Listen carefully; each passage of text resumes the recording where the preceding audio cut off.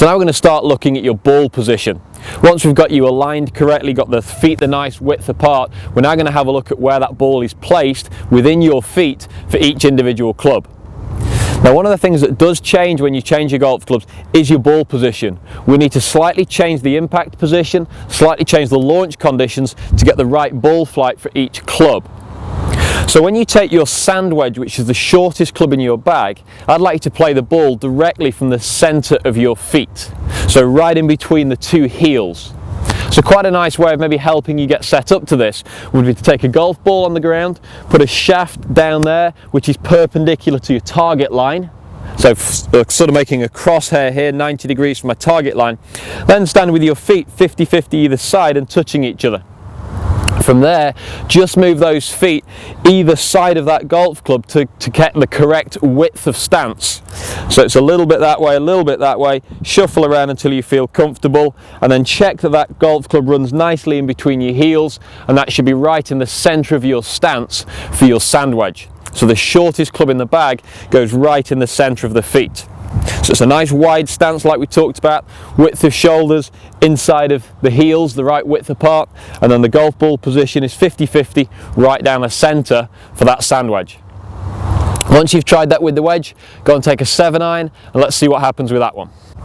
So now setting up to the golf ball here with the 7-iron, I'd like the ball to be positioned a little bit nearer to my front foot, shifting it slightly further forwards, and it's roughly ½ an inch per club.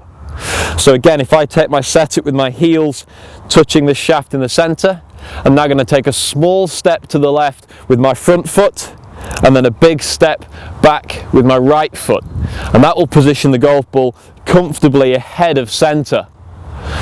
As I set up there, you can see how my 7-iron is positioned a little bit nearer to my front side. So it's taking that ball position away from the middle, moving it towards the front foot. Now we continue that progression along as we go up to the driver.